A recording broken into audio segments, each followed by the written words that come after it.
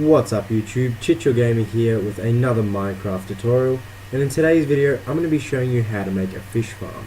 Now the fish farm that I'm showing you today isn't actually an automatic one, it's just a manual one, just a really basic farm or area that you can fish that is meant to be built under your house. It doesn't have to be, but I'm not sure if you've seen the rest of my videos, but everything that I make is for survival mode in the instance that you would need to build it under your house.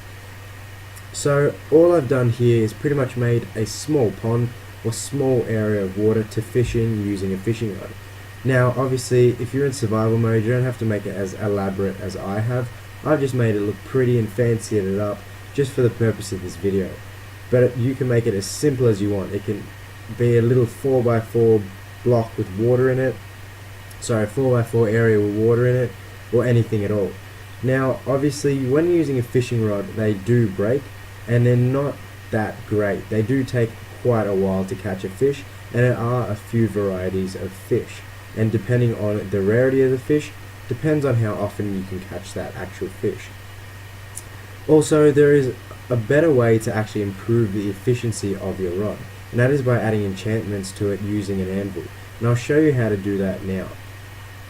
But just before I start, pretty much I'm just going to briefly show you what I've done with my little fishing room here. Now obviously I'm not sure if you've seen my other videos, but I build everything for the example that it was under a house. So all this area here, besides that level there, would be situated under a house. So back to the fishing area.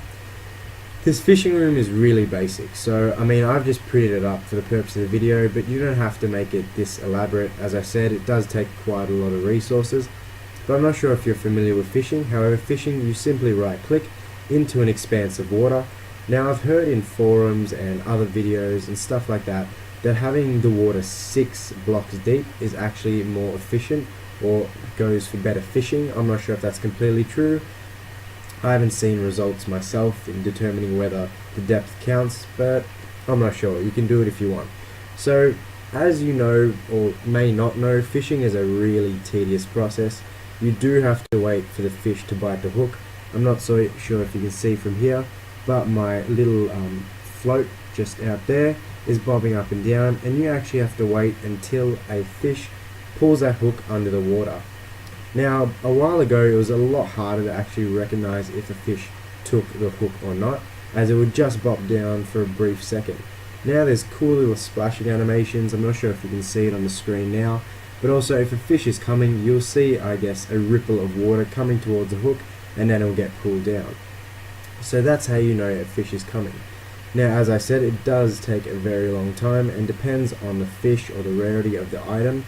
You can actually get different items as well. You can also catch lily pads, other fishing rods with better enchantments, you can catch bows, you can catch all sorts of stuff. And as you can see there's the ripple of the fish, and there it comes. So as you can see there, I got a water bottle. So a water bottle is used for brewing and all sorts of other stuff. But you won't necessarily catch a fish. You can get all sorts of things. However, these are things that you can potentially catch.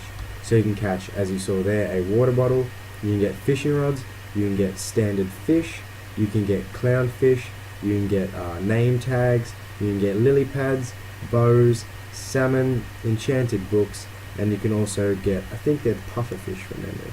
Yes, you can get pufferfish. So obviously when you're manually fishing it does take a long time and it is quite tedious, and you can get within an hour up to probably 70 fish or so, maybe 80 fish, with a couple of, I guess, rarer fish that'll heal more health and stuff like that, or enchantment books or enchanted fishing rods that may increase your yield. However, with a enchanted fishing rod you could get probably around 80 fish per hour. And now I'll show you quickly just downstairs how to actually enchant a fishing rod. So as you can see here, there's just a really small room in which I'd come down to cook the fish. I have the furnaces there, crafting tables there in case you run out of fishing rods and need to make more, and then anvils there to enchant them or to fix them or anything like that. So the main 3 enchantments that you would want to put on your fishing rod are luck of the sea. It doesn't have to be luck of the sea 3, it can be any level luck of the sea. but that will increase the likelihood of you getting a rarer fish or even a enchanted rod or bow or a rarer item whilst fishing. You also want to put unbreaking. It doesn't have to be unbreaking 3, it can be any level, but that'll actually stop the rod from breaking. Obviously I'm in creative mode due to the ease of the video, but if you're in survival, the rod will actually gradually deteriorate and then you'll have to use a new one, so that can really help out. Thirdly, there is looting 3, which also helps your I guess the chance of you getting something better in terms of fishing. For example, instead of getting a standard fish, it may help you get a clownfish. So that's all you need, and then obviously a fishing rod. Once you've done that, you need to go to your anvil, and if you are in survival mode, you will require experience points, and I'll tell you how many experience points you require there. You can gain experience points by killing mobs, mining for coal or iron or anything like that, and then smelting it. There are many ways to gain experience points. So once you have those experience points, you can actually create it. So you put your fishing rod in the first area, the enchantment book in the next, and you take it from there. Then you keep going with each enchantment, and each enchantment that you add will cost an additional amount of experience points. So as you can see, I keep going there, and it should gain. As you can see, it went from 10 to 18. Also, you can name your rod a particular item.